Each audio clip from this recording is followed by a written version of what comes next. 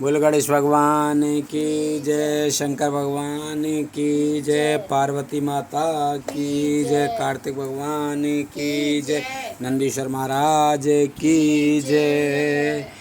शिव पुराण। आओ भक्तों, सभी मिलकर शिव पुराण का आनंद लेते हैं। शिव पुराण विद्वेश्वर संहिता, पहला अध्याय, पाप नाशक साधनों के विषय में प्रश्न।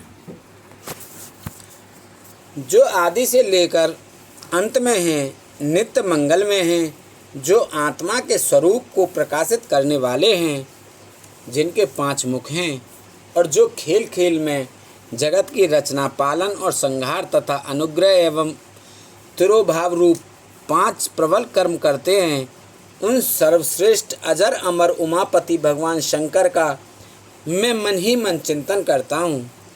व्यास जी कहते हैं, धर्म का महान क्षेत्र जहाँ गंगा यमुना का संगम है, उस पुण्य में प्रयाग जो ब्रह्मलोक का मार्ग है, वहाँ एक बार महातेजस्वी महाभाग महात्मा मुनियों ने विशाल यज्ञ का आयोजन किया। उस ज्ञान यज्ञ का समाचार सुनकर पौराणिक शिरोमणि व्यास जी के शिष्य सूत जी वहाँ मुनियों के दर्शन के लिए आए। सूत जी का सभी मुनियों ने विधिवत स्वागत एवं सत्कार किया तथा उनकी स्तुति करते हुए हाथ जोड़कर उनसे कहा, हे सर्वज्ञ विद्वान रोमहर्षण जी, आप बड़े भाग्यशाली हैं। आप स्वयं व्यास जी के मुख से पुराण विद्या प्राप्त की है। आप आश्चर्य स्वरूप कथाओं का भंडार हैं। आप भूत भविष्य और वर्तमान के ज्ञाता हैं। हमारा सौभाग्य है कि आपके दर्शन हुए। आपका यहाँ आना निरर्थक नहीं हो सकता। आप कल्याणकारी हैं। उत्तम बुद्धि वाले सूत जी, यदि आपका अनुग्रह हो तो गोपनीय होने पर भी आप शुभाशुभ तत्व का वर्णन करें, जिससे हमारी तृप्ति नहीं होती और उसे सुनने की हमारी इच्छा ऐसी ही रहती है। कृपा कर उस विषय का वर्णन करें। घोर कलयुग आने पर मनुष्य पुण्य कर्म से दूर होकर दुराचार में फंस जाएंगे, दूसरों की बुराई करेंगे, पराई स्त्रियों के प्रति आसक्त होंगे, हिंसा करेंगे, मूर्ख, नास्तिक और पशु बुद्धि हो जाएंगे। सूत जी, कलयुग में वेद प्रतिपादित वर्ण आश्रम व्यवस्था नष्ट हो जाएगी। प्रत्येक वर्ण और आश्रम में रहने वाले अपने अपने धर्मों के आचरण का परित्याग कर विपरीत आचरण करने में सुख प्राप्त करेंगे। इस सामाजिक वर्ण संकरता से लोगों का पतन होगा, परिवार टूट जाएंगे, समाज बिखर जाएगा। प्राकृतिक आपदाओं से जगह जगह लोगों की मृत्यु होंगी, धन का क्षय होगा, स्वार्थ और लोभ की प्रवृत्ति बढ़ जाएगी, ब्राह्मण लोभी हो जाएंगे और वेद बेचकर धन प्राप्त करेंगे। मद से मोहित होकर दूसरों को ठगेंगे, पूजा पाठ नहीं करेंगे, ब्रह्म ज्ञान से शून्य होंगे। क्षत्रिय अपने धर्म को त्याग कर कुसंगी, पापी और व्यभिचारी हो जाएंगे। शौर्य से रहित हो वे शूद्रों जैसा व्यवहार करेंगे और काम के अधीन हो जाएंगे। वैसे धर्म से विमुख हो, संस्कार भ्रष्ट होकर कुमार्गी, धनोपार्जन परायण होकर नाप तोल में ध्यान लगाएंगे। शूद्र अपना धर्म कर्म छोड़कर अच्छी वेशभूषा से सुशोभित हो व्यर्थ घूमेंगे। वे कुटिल और ईर्ष्यालु होकर अपने धर्म के प्रतिकूल हो जाएंगे। कुकर्मी और वाद विवाद करने वाले होंगे। वे स्वयं को कुलीन मानकर सभी धर्मों और वर्णों में विवाह करेंगे। स्त्रियां सदाचार से विमुख हो जाएंगी। वे अपने पति का अपमान करेंगी और सास ससुर से लड़ेंगी, मलिन भोजन करेंगी। उनका शील स्वभाव बहुत बुरा होगा। सूत जी, इस तरह जिनकी बुद्धि नष्ट हो गई है और जिन्होंने अपने धर्म का त्याग कर दिया है, ऐसे लोग लोक परलोक में उत्तम गति कैसे प्राप्त करेंगे? इस चिंता से हम सभी व्याकुल हैं। परोपकार के समान कोई धर्म नहीं है। इस धर्म का पालन करने वाला दूसरों को सुखी करता हुआ स्वयं भी प्रसन्नता अनुभव करता है। यह भावना यदि निष्काम हो तो कर्ता का हृदय शुद्ध करते हुए उसे परम गति प्रदान करती है। हे महामुने, आप समस्त सिद्धांतों के ज्ञाता हैं, कृपा कर कोई ऐसा उपाय बताइए जिससे इन सब के पापों का तत्काल नाश हो जाए। व्यास जी कहते हैं, उन श्रेष्ठ मुनियों की यह बात सुनकर सूत जी मन ही मन परम श्रेष्ठ भगवान शंकर का स्मरण करके उनसे इस प्रकार बोले। प्रथम अध्याय समाप्त। बोले शंकर भगवान की जय। दूसरा अध्याय शिव पुराण का परिचय एवं महिमा। सूत जी कहते हैं, साधु महात्माओं, अपने बहुत अच्छी बात पूछी है। यह प्रश्न तीनों लोकों का हित करने वाला है। आप लोगों के स्नेहपूर्ण आग्रह पर गुरुदेव व्यास का स्मरण कर मैं समस्त पाप राशियों से उद्धार करने वाले शिव पुराण की अमृत कथा का वर्णन कर रहा हूँ। ये वेदांत का सार सर्वस्व है। यही परलोक में परमार्थ को देने वाला है तथा दुष्टों का विनाश करने वाला है। इसमें भगवान शिव के उत्तम यश का वर्णन है। धर्म, अर्थ, काम और मोक्ष आदि पुरुषार्थों को देने वाला पुराण अपने प्रभाव की दृष्टि से वृद्धि तथा विस्तार को प्राप्त हो रहा है।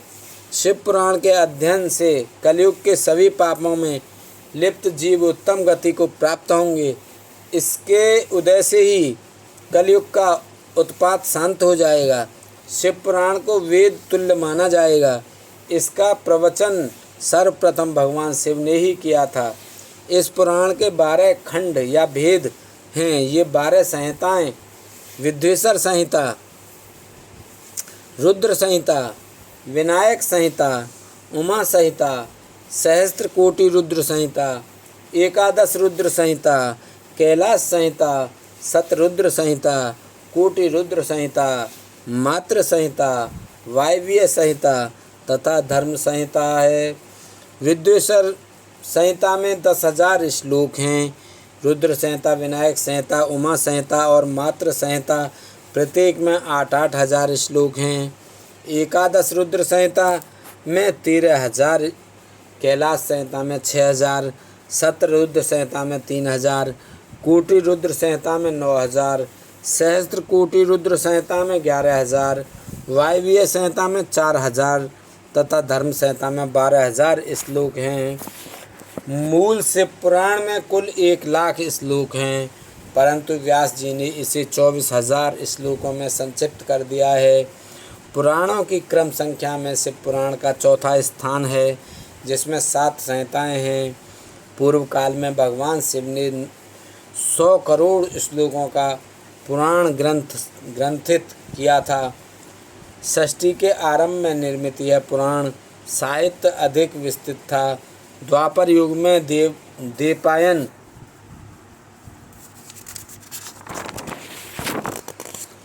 आदि महर्षियों ने पुराण को 18 भागों में विभाजित कर 4,00,000 श्लोकों में इसको संक्षिप्त कर दिया। इसके उपरांत व्यास जी ने 24,000 श्लोकों में इसका प्रतिपादन किया। यह वेद तुल्य पुराण विद्वेश्वर रुद्र संहिता, शतरुद्र संहिता, कोटि रुद्र संहिता, उमा संहिता, कैलाश संहिता और वायव्य संहिता नामक 7 संहिताओं में विभाजित है। यह 7 संहिताओं वाला शिव पुराण वेद के समान प्रमाणित तथा उत्तम गति प्रदान करने वाला है। इस निर्मल शिव पुराण की रचना भगवान शिव द्वारा की गई है तथा इसको संक्षेप में संकलित करने का श्रेय व्यास जी को जाता है। शिव पुराण सभी जीवों का कल्याण करने वाला, सभी पापों का नाश करने वाला, यही सत्पुरुषों को कल्याण प्रदान करने वाला है। यह तुलना रहित है तथा इसमें वेद प्रतिपादित अदैव ज्ञान तथा निष्कपट धर्म का प्रतिपादन है। शिव पुराण श्रेष्ठ मंत्र समूहों का संकलन है तथा यही सभी के लिए शिवधाम की प्राप्ति का साधन है। समस्त पुराणों में सर्वश्रेष्ठ शिव पुराण ईर्षा रहित अंतःकरण वाले विद्वानों के लिए जानने की वस्तु है। इसमें परमात्मा का ज्ञान गान किया गया है। इस अमृतमयी शिव पुराण को आदर से पढ़ने और सुनने वाला मनुष्य भगवान शिव का प्रिय होकर परम गति को प्राप्त कर लेता है। दूसरा अध्याय समाप्त। बोलो शंकर भगवान की जय। तीसरा अध्याय श्रवण कीर्तन और मनन साधनों की श्रेष्ठता। व्यास जी कहते हैं, सूत जी के वचनों को सुनकर सभी महर्षि बोले, भगवान आप वेद तुल्य अद्भुत एवं पुण्यमयी शिव पुराण की कथा सुनाइए। सूत जी ने कहा, हे महर्षिगण, आप कल्याण में भगवान शिव का स्मरण करके वेद के सार से प्रकट शिव पुराण की अमृत कथा सुनिए।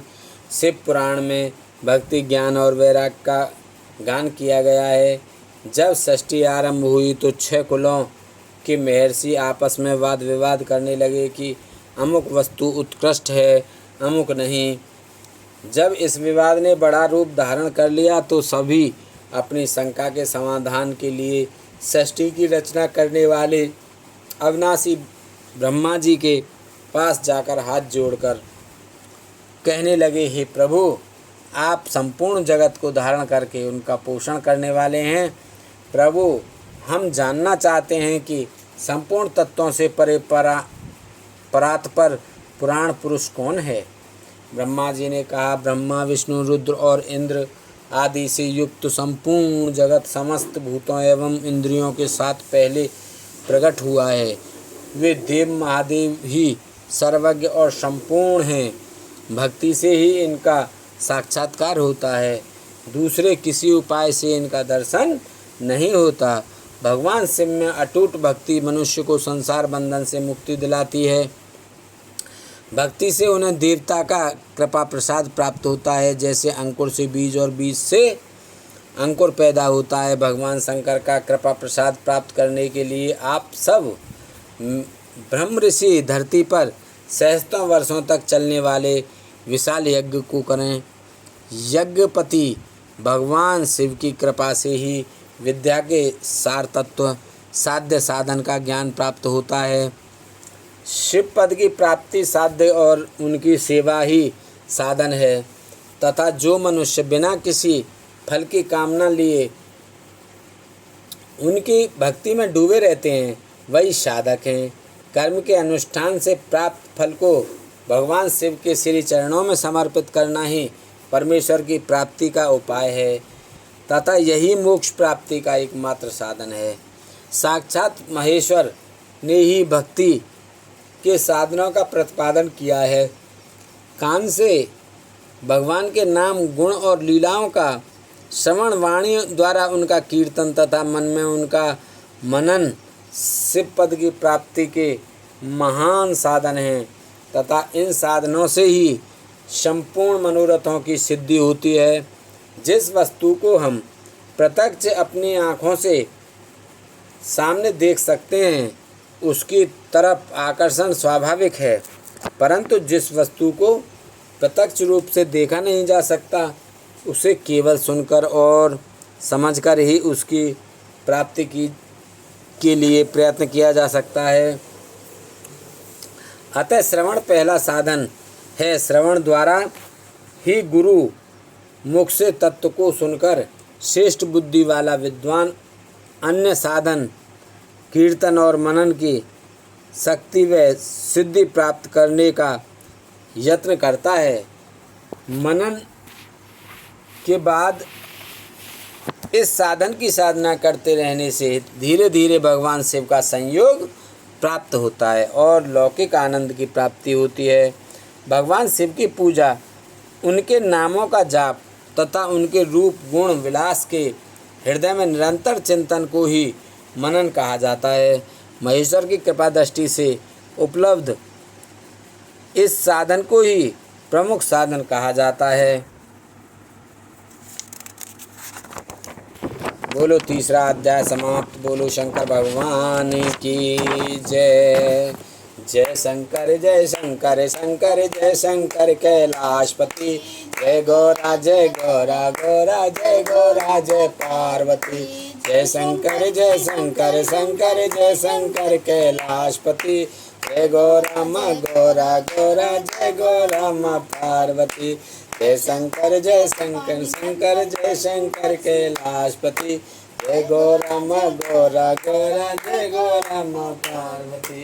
जय शंकर जय नमामि शंकर जय शंकर कैलाशपति। जय गौराम गौरा गौरा जय गौराम पार्वती। जय शंकर जय कृपानि शंकर जय शंकर कैलाशपति। जय गौराम गौरा गौरा जय गौराम पार्वती। बोलो शंकर भगवान की जय, पार्वती माता की जय, गणेश भगवान की जय, कार्तिक भगवान की जय, नंदीश्वर भगवान की जय। बोलो हर हर महादेव शंभू।